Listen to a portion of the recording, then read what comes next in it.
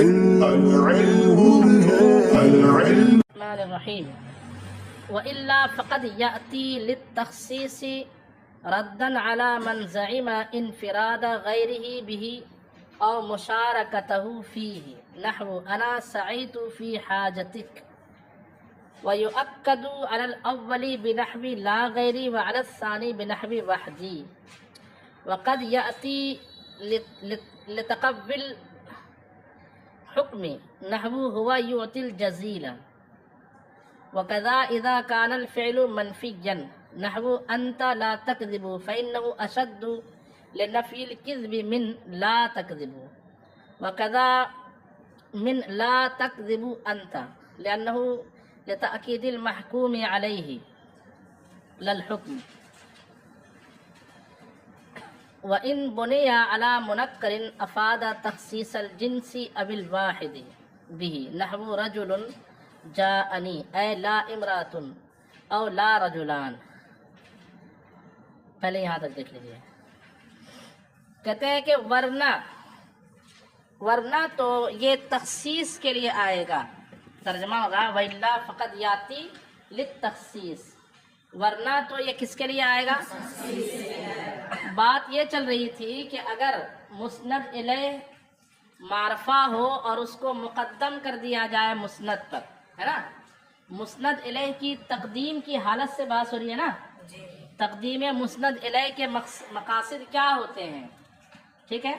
تو بیان یہ کیا گیا کہ مسند الیہ کے کو شروع میں لانے کے کئی مقصد میں سے ایک مقصد یہ ہے کہ اگر مسند الیہ کی خبر فعلی ہو، کیا ہو؟ خبر فعلی ہو، اور مسند الیہ سے حرف نفی ملا ہوا ہو. مسند الیہ سے تو وہ کس چیز کا فائدہ دے گا؟ اوپر کیا بیان کیا؟ تخصیص و تاکید. کس چیز کا فائدہ دے گا؟ تخصیص کا فائدہ دے گا. کس کا فائدہ دے گا؟ تخصیص کا فائدہ دے گا. اور غیر کے لیے اس چیز کے ثبوت کا فائدہ دے گا. ٹھیک ہے. اسی حیثیت سے اس کے بعد بیان کر رہے ہیں کہ اگر مسند الیہ کے بعد جو خبر ہے وہ خبر فعلی تو ہو لیکن منفی نہ ہو، یعنی حرف نفی اس میں موجود ہی نہ ہو، تو دو طریقے سے تخصیص کا بھی یہ صورت بھی تقدیم مسند الیہ کی یہ صورت بھی دو طریقے سے تخصیص کا فائدہ دیتی ہے. کیا بول رہے ہیں؟ مسند الیہ کو معرفہ کی صورت میں مقدم رکھا جائے، اس سے حرف نفی ملا ہوا نہ ہو، لیکن خبر جو ہے وہ خبر کون سی ہو؟ خبر فعلی ہو، لیکن حرف نفی وہاں موجود نہ ہو. تو وہ کیا فائدہ دے گا؟ یہ تقدیم یہاں پہ مسند الیہ کو مقدم کرنا کس فائدے کے تحت ہوگا؟ تخصیص کا فائدہ دے گا. لیکن تخصیص دو طریقے کی تخصیص ہوگی. تخصیص کتنے طریقے سے ہوگی؟ دو طریقے سے. ایک تو یہ ہے کہ یہ کام اس نے نہیں کیا، میں نے کیا. یہ کام تو اس کام سے زید نے نہیں کیا، امر نے کیا، تو امر کو اس کام سے خاص کرنا ہوا. کس کے مقابل؟ زید نے نہیں کیا بلکہ اس کام کو کس نے کیا؟ امر سے خاص کیا اس کام کو. یہ کب ہوگا؟ جبکہ سامنے والا یہ سمجھے کہ اس کام کو کرنے والا اس مسند الیہ کے علاوہ کوئی اور غیر ہے، جس غیر نے اکیلے طور پر یہ کام کیا. اس میں زید نے وہ کام کیا ہی نہیں. زید نے وہ کام ایک تخصیص یوں ہوگی. اور ایک تخصیص کیسے ہوگی کہ سامنے والے کو یہ تو لگ رہا ہے کہ اس کام کو زید نے کیا، اس کام کو، لیکن زید کے ساتھ ساتھ فلاں بھی اس کام میں کیا ہے. تو اب تخصیص کرتے ہوئے کہا کہ یہ کہے کہ یہ کام صرف کس نے کیا؟ زید نے کیا. دونوں صورتوں میں تخصیص ہے، لیکن ایک میں تخصیص کس لیے ہے؟ بولیے. اس کو نام انہوں نے دیا ہے کہ غیر سے انفراد کا جب کوئی خیال کرے، غیر کے منفرد ہونے کا جب کوئی کیا کرے، یعنی مسند الیہ کے علاوہ کوئی اور شخص نے یہ کام کیا ہے، اس کا جب سامع کو، مخاطب کو خیال گزرے تو اس کے خیال کو رد کرنے کے لیے، جناب یہ کام فلاں نے نہیں کیا بلکہ میں نے کیا یا زید نے کیا، اور یا تخصیص کی یہ صورت ہے کہ مخاطب کو یہ تو لگے کہ یہ کام زید ہی نے کیا ہے، یہ کام زید نے کیا ہے، لیکن زید کے ساتھ ساتھ دوسرا اور بھی ہے جو زید کے ساتھ اس کام کرنے میں کیا تھا، تو مشارکت کے ظلم کو، مشارکت کے خیال کو رد کرنے کے لیے بھی مسند علیہ کو کیا کیا جاتا ہے، مقدم کیا جاتا ہے اس صورت میں جبکہ بعد میں خبر فعلی ہو اور وہ مثبت ہو، منفی۔ اس کی مثال یہاں کیا دی ہے، اس کی مثال دی ہے انا سعیت فی حاجتک، کیا مثال دی گئی ہے، یہاں یوں بول دینا کافی تھا کہ جناب میں نے آپ کی حاجت پوری کرنے میں کوشش کی، میں نے آپ کی حاجت پوری کرنے کی کوشش کی، تو صرف اتنا کہہ دینا کافی تھا، سعیت فی حاجتک، کیا کہہ دینا کافی تھا، لیکن کیا کہا گیا، انا سعیت، دیکھیے انا مسند علیہ ہے، معرفہ ہے، مقدم کیا گیا کس پر، خبر فعلی پر، اور وہ خبر فعلی منفی ہے کیا، کہیں بھی حرف نفی نظر مثبت ہے، پورا جملہ مثبت ہے نا، تو یہاں پر تخصیص کا فائدہ، یہ عبارت جو ہے انا سعیت فی حاجتک کا دو معنی نکلے گا، ایک معنی کیا نکلے گا کہ جس کو آپ بول رہے ہیں، مثال کے طور پر آپ جو ہے عمران بھائی کو بول رہے ہو کہ میں نے آپ کی حاجت پوری کرنے کی کیا کی، کوشش کی، اور اس کو عربی میں اگر متکلم عربی نے یوں بولا انا سعیت فی حاجتک، تو اس کا دو مطلب، یہ جملہ دو مقام پر بولا جائے گا۔ جب عربی بولنے والا یہ سوچے کہ شاید اس کو یہ تو نہیں لگ رہا ہے کہ اس کی حاجت جو پوری ہوئی وہ میں نے نہیں کیا ہے بلکہ کسی میں نے کیا ہی نہیں، اس کی میں نے کچھ بھی کوشش میں نے نہیں کی، جب یہ گمان ہو متکلم کو مخاطب کے بارے میں کہ مخاطب کو یہ خیال ہے کہ میں نے اس کی حاجت پوری نہیں کی بلکہ، تو اب تخصیص کرے گا انا سعیت فی حاجتک، تو معنی کیا بنے گا، جناب وہ آپ جو دوسرے کا سوچ رہے ہیں نا کہ کسی اور نے آپ کی حاجت پوری ہوئی، ویسا نہیں ہے بلکہ میں نے ہی آپ کی حاجت پوری کی۔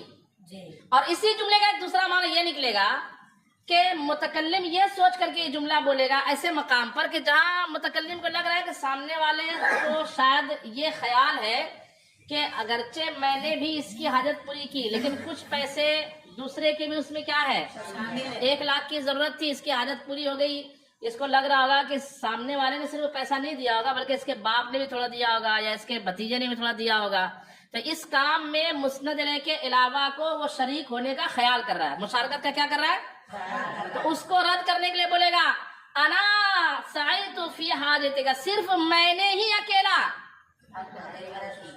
بات سمجھ آ رہی ہے، تیری مدد کی، انا سعیت فی حاجتک۔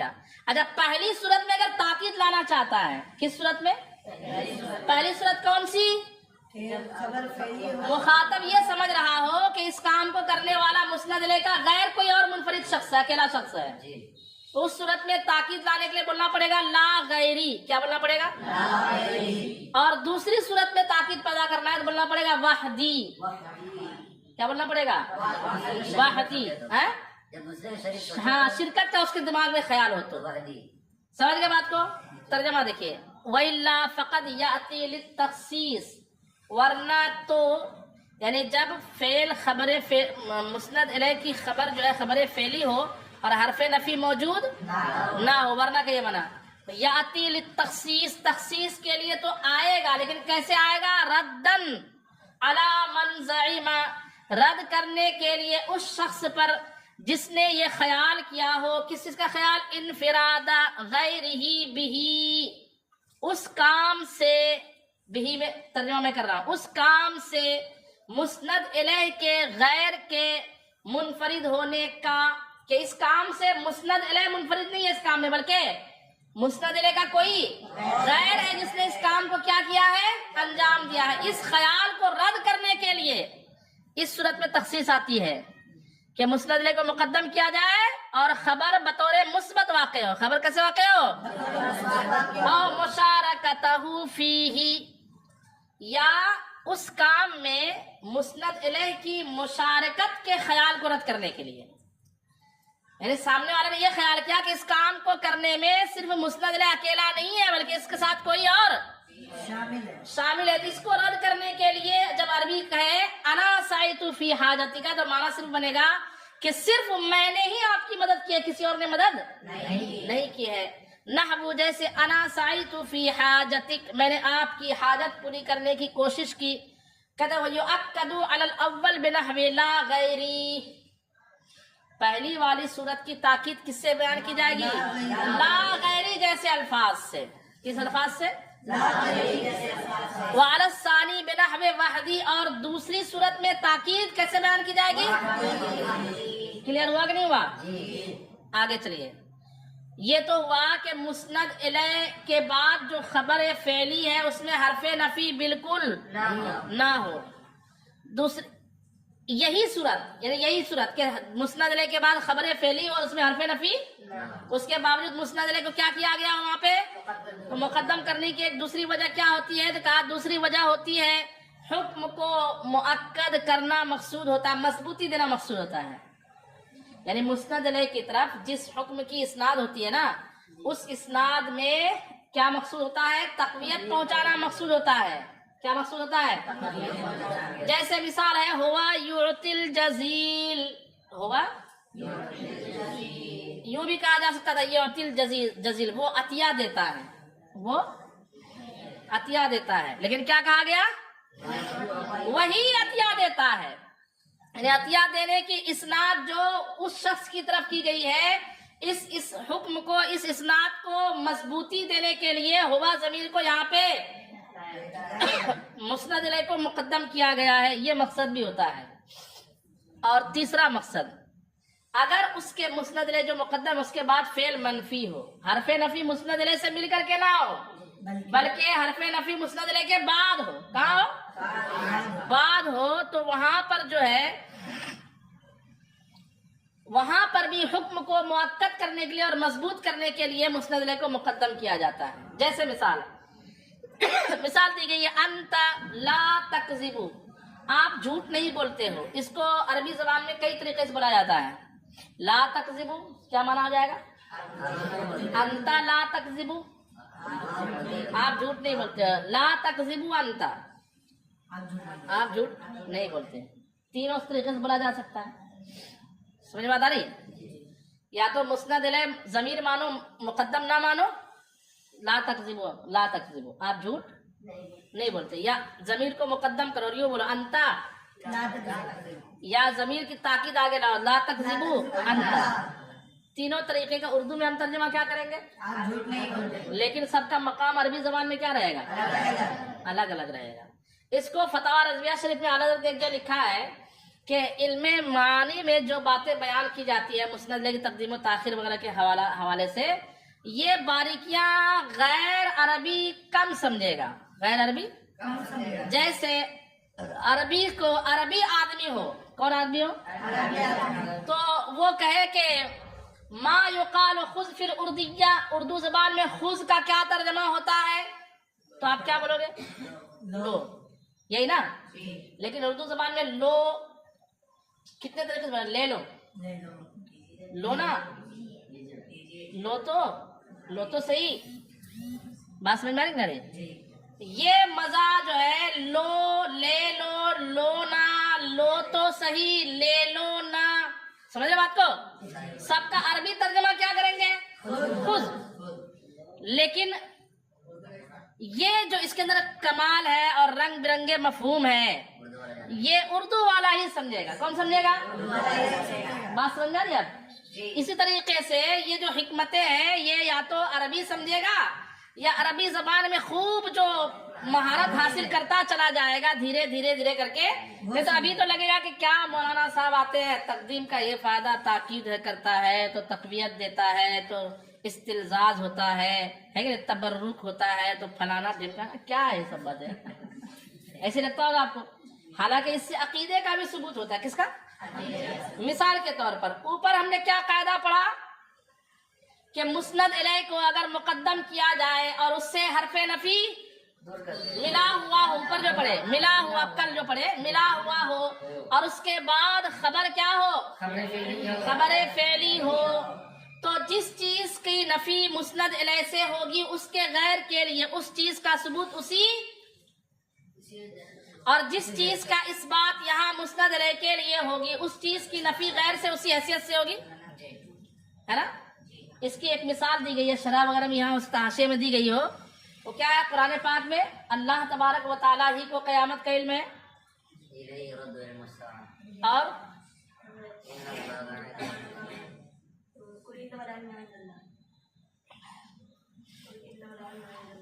ہاں انما العلم حرف نفی والا،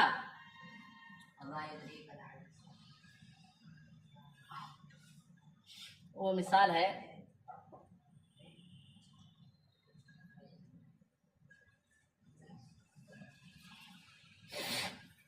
اندہو کا لفظ ہے، الساعہ کا لفظ ہے، کسی کو یاد آ رہا ہے؟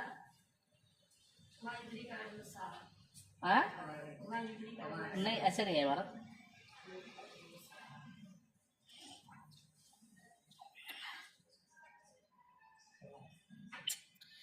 یا اللہ میں وہ آیت ابھی یاد نہیں آ رہا۔ اس میں کیا ہے کہ اللہ تبارک و تعالیٰ کے لیے علم غیب کا اثبات اور غیر سے اس کی نفی ہے، اور مسند علیہ کو مقدم کیا گیا ہے۔ کیا کیا گیا ہے؟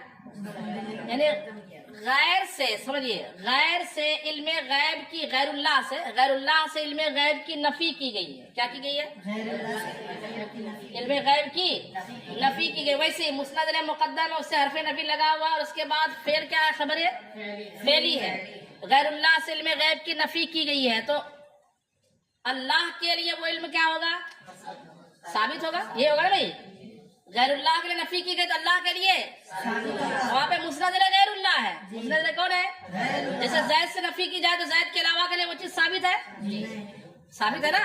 اور جس حیثیت سے نفی اسی حیثیت سے، جتنا عموم نفی میں اتنا ہی عموم ثبوت میں ہوگا، یہ کل پڑھے ہم نے۔ تو نفی کی گئی ہے غیر اللہ سے علم کی، تو اس کو بد مذہب لوگ کیا بولتے؟ دیکھو یہاں تو کہا گیا نا کہ غیر اللہ کا علم نہیں ہے، علم نہیں ہے، علم نہیں ہے، مطلب علم کس کو ہے؟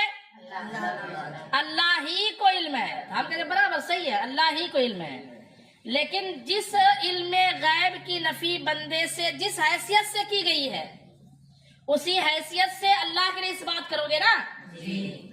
تو اب ہم پوچھتے ہیں کہ بندے سے علم غیب کی نفی، ذاتی علم غیب کی نفی کی گئی ہے یا عطائی ذاتی، دونوں مکس کی؟ تو آپ کہو گے کہ اگر ذاتی علم کی نفی کرو گے تو اللہ کے لیے کون سا علم ماننا پڑے گا؟ یعنی یہاں سے نفی کرو گے تو اللہ کے لیے کون سا علم ماننا پڑے گا؟ کیونکہ وہ غیر مستند ہے۔ اور اگر یہاں سے عطائی کی نفی کرو گے تو اللہ کے لیے کیا ماننا پڑے گا؟ عطائی علم ماننا پڑے گا۔ اور ذاتی کی نفی کرو گے تو اللہ کے لیے کیا ماننا پڑے گا؟ تو ہمت ہے تو کہو کہ یہاں پر عطائی علم مراد ہے۔ اگر کوئی کہے کہ یہاں مراد یہ ہے کہ کسی کی عطا سے بندہ غیب، غیر اللہ غیب جان ہی نہیں سکتا، جانتا ہی نہیں، تو اس کا مطلب وہ اللہ کے لیے عطائی علم مانتا ہے۔ جو اللہ کے لیے علم کو عطائی مانے وہ کافر ہے۔ بات سمجھ میں نہیں آ رہی؟ اس لیے ماننا پڑے گا کہ یہاں نفی کس چیز کی ہے؟ ذاتی علم کی نفی ہے، اور ہم یہ بھی مانتے ہیں اس کو۔ ہم برابر کہتے ہیں کہ ذاتی علم غیب غیر اللہ کو نہیں ہے، یعنی کس کو ہے؟ اللہ کو ہی ہے، اللہ کے علاوہ کسی کو نہیں ہے، یہ کہیں گے۔ تو اس طرح سے کئی طرح کے عقائد کا ثبوت بھی ہوتا ہے، ایسا نہیں کہ یوں ہی آپ کو یہ پڑھایا جاتا ہے۔ خیر، تو یہاں پہ ایک دوسری مثال دی جا رہی ہے کہ کبھی کیا ہوتا ہے کہ اگر حرف نفی تو ہو لیکن مسند علیہ سے ملا ہوا نہ ہو، بلکہ فعل میں ہو، جیسے انتا لا تکذبو، لا تکذبو، لا انتا نہیں بلکہ انتا لا تکذبو، مسند علیہ مقدم ہے اور خبر فعلی مثبت نہیں بلکہ کیا ہے؟ تو بھی کہتے ہیں یہ چیز تقویت حکم کا فائدہ دے گی۔ کس کا فائدہ دے گی؟ یعنی حکم میں مضبوطی کا فائدہ دے گی، اسناد میں مضبوطی کا فائدہ دے گی۔ تو کہتے ہیں انتا لا تکذبو، یہ زیادہ مؤکد ہے بنسبت لا تکذبو کے، یعنی آپ تو جھوٹ بولتے ہی نہیں، یوں ترجمہ کیا جائے گا۔ آپ تو جھوٹ، آپ جھوٹ نہیں بولتے، ایسا سادہ ترجمہ نہیں کیا جائے گا، آپ تو جھوٹ بولتے ہی نہیں، یہ ترجمہ کیا جائے گا۔ دیکھیے ترجمہ دیکھیے، کہتے ہیں کہ کہا گئی عبارت وقت یاتی لتقوی الحکم، لتقوی الحکم، اور کبھی کبھی مسند الیہ کو مقدم کیا جاتا ہے اور وہ آتا ہے کس کے لیے؟ حکم کو، تاکہ وہ حکم کو مضبوط کر دے. نحو جیسے ہوا یوتل جزیل، وہی ڈھیروں عطا کرتا ہے، وہی ڈھیروں عطا کرتا ہے. وقضا اذا کان الفعل منفیا، ایسے ہی جب فعل کیا ہو، فعل خبری منفی ہو. نحو انت لا تکذب، انت فانه اشد لنفی الکذب من لا تکذب، وقضا من لا تکذب انت. تو بے شک یہ والی مثال یعنی انت لا تکذب، یہ کذب کی نفی میں شدت پیدا کر رہی ہے، زیادہ شدت پیدا کر رہی ہے بنسبت کس کے؟ لا تکذبو کے اور لا تکذبو انت کے. لأنه لتاکید المحکوم علیہ، اس لیے کہ لا تکذبو انت محکوم علیہ میں تاکید ہے. حکم میں تاکید محکوم علیہ دو بار ہے نا، اب ایک لا تکذبو انت ضمیر اور ایک انت ظاہر. تو یہاں تاکید دوسری مثال میں لا تکذبو انت میں تاکید حکم میں نہیں ہے بلکہ کس میں ہے؟ محکوم علیہ میں ہے، لل حکم حکم میں نہیں. اب اس کے بعد یہاں سے بیان کر رہے ہیں وَإِن بُنِيَ عَلَى مُنَكَّرٍ أَفَادَ تَخْصِيصَ الْجِنْسِ أَوِ الْوَاحِدِ، اگر مسند الیہ نکرہ کے طور پر مقدم رکھا جائے، مسند الیہ کو نکرہ ہو مسند الیہ اور مقدم ہو کس پر؟ فعل خبری پر. کس پر؟ فعل خبری پر. تو وہاں تخصیص جنس یا تخصیص وحدت کا فائدہ دے گی. کس کا؟ تخصیص وحدت کا مطلب ہوگا جنس کا ایک فرد، اور تخصیص جنس کا مطلب ہوگا حقیقت کو خاص کر دینا. کس کو خاص کر دینا؟ حقیقت کو خاص کر دینا. جیسے ایک مثال دی ہے رجل جاءنی، کیا مثال دی ہے؟ رجل جاءنی. اب اس کا دو معنی ہوگا عربی اعتبار سے. ایک معنی ہوگا مرد کی جنسیت سے تعلق رکھنے والی کوئی چیز میرے پاس نہیں آئی. سمجھ رہے بات کو؟ مرد کی حقیقت سے متصف کوئی ذات میرے پاس نہیں آئی. ایک معنی یہ ہوگا میرے پاس آئی. ہاں میرے پاس جانی ہے نا، مرد کی حقیقت سے متصف شخص میرے پاس آیا. ایک معنی ہوگا مرد کی حقیقت سے متصف ایک فرد میرے پاس آیا. بات سمجھ میں آئی؟ یہ دو ترجمہ اس کا ہوگا. اگر جنسیت کا معنی پیدا کرنا ہے تو الرجل جاءنی نہیں بولنا پڑے گا بلکہ کیا بولنا پڑے گا؟ رجل جاءنی. رجل یہ کب ہوتا ہے؟ جب معنی یہ جاتا ہے کہ یہی مرد کی حقیقت سے متصف اور یہ حقیقت مرد ہی ہے. کبھی کبھی مبالغہ کے طور پر حقیقت سے متصف فرد پر حقیقت کا اطلاق کیا جاتا ہے. کس کا؟ بولو بھائی. ہاں کبھی کبھی حقیقت سے متصف فرد پر کس چیز کا اطلاق ہوتا ہے؟ یہ کب ہوتا ہے؟ جب وہ فرد کامل ہو. جب وہ فرد کیا ہو؟ الرحمن علم القرآن خلق الانسان. کیا ترجمہ کرتے ہیں؟ خلق الانسان کا ترجمہ. اور اعلیٰ کیا ترجمہ کیا؟ کیا ترجمہ کیا؟ یہی ترجمہ کیا. بولنا ہم صرف وہ مدنی انعامات پر عمل کرتے ہیں، انسان کو بنایا. الرحمن رحمان، علم القرآن جس نے قرآن سکھایا، علمہ البیان ما کانا وما یکون کا علم دیا، خلق الانسان انسانیت کی جان محمد کو پیدا کیا. کیا ترجمہ ہے؟ یہ کیسے ہو گیا؟ انسانیت کی جان محمد کو پیدا کیا.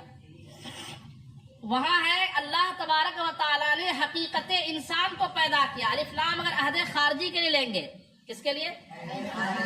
تو خارج میں کوئی ایک خصوصی شخص ہے جس پر انسان کا اطلاق کر دیا گیا. انسان تو سب ہے، انسان تو، لیکن کیا بولتے ہیں سنترا تو ناگپور کا سنترا، تو باقی کیا کیا سنترا عام ہوتا ہے کیا؟ باقی جگہ سنترا بھی سنترا ہی ہوتا ہے نا، لیکن کیا بولتے ہیں؟ آئیے میں آپ کو آج مرد دکھاتا ہوں. بولتے کہ نہیں بولتے ہیں؟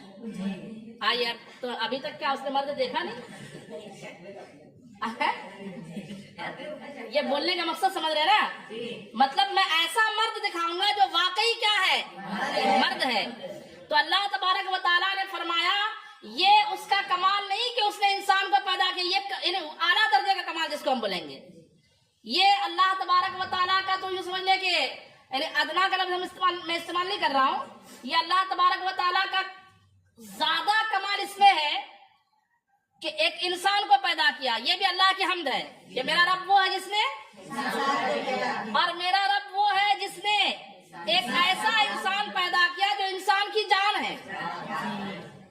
بات سمجھ میں نہیں؟ ایک ہے کہ نارمل موبائل کوئی بنا دے، اور ایک ہے کوئی ایسا موبائل بنا دے جو تمام موبائل سے کیا ہو، برتر و بالا ہو۔ تو اعلیٰ یہاں فرماتے ہیں کہ یہاں پہ جن سے انسان سے مراد فرد کامل ہے، جن سے انسان، الف لام جنسی ہے، کیا ہے؟ مانا ہوگا جس نے حقیقت انسان کو پیدا کیا، اور حقیقت انسان سے اعلیٰ درجے سے متصف ذات کا نام کیا ہے؟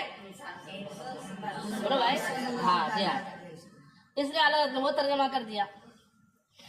تو اس طرح سے جو ہے، خیر کہتے ہیں کہ جب وَإِن بُنِيَ عَلَى مُنَكَّرٍ، جب مسند الیہ کی تقدیم کی بنیاد رکھی جائے کس چیز پر؟ نکرہ پر، افادہ تخصیص الجنس، تو یہ کس چیز کا افادہ کرے گا؟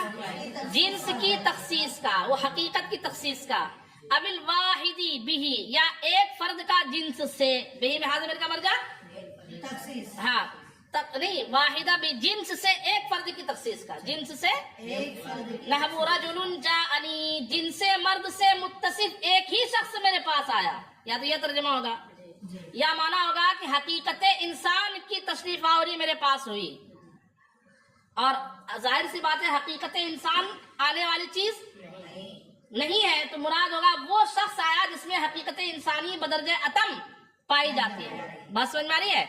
تو رجل جانی جب کہیں گے تو رجل کی ایک طرح سے خوبی بھی بیان کرنا مقصود ہے یہاں پر، کہ وہ رجل عام رجل جیسا، وہ ایسا رجل ہے کہ جو اصل میں حقیقت رجل ہے، یہ خوبی ہے۔ نہیں تو آپ بولیں گے الرجل جانی، رجل جانی، کیا دونوں کا مطلب یہ مرد آیا، اردو میں یہی بولیں گے نا، لیکن یہ فرق ہوتا ہے۔ اے لا امرات ولا رجلان، اس کا دو معنی ہوگا، ایک معنی ہوگا عورت نہیں آئی بلکہ جن سے مرد آیا، اور ایک معنی ہوگا دو مرد نہیں آیا بلکہ ایک ہی مرد آیا۔ جی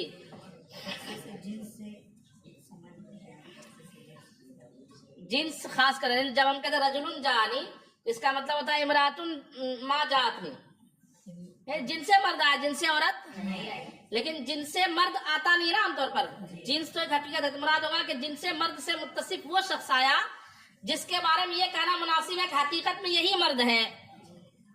بس سمجھ میں آ رہی ہے؟ اور واحد سے مراد ایک مرد آیا، رجل جانی، جن سے مرد سے متصف ایک مرد آیا، دو مرد نہیں آیا، جب نکرہ کے طور پر لایا جائے اس کو، اس کا مطلب یہ نکلے گا کہ نکرہ جو ہے جنسیت کی تخصیص پر بھی دلالت کرے گا، اور فرد کا جنس سے خصوصیت پر بھی کیا کرے گا؟ دلالت کرے گا۔ ووافقہ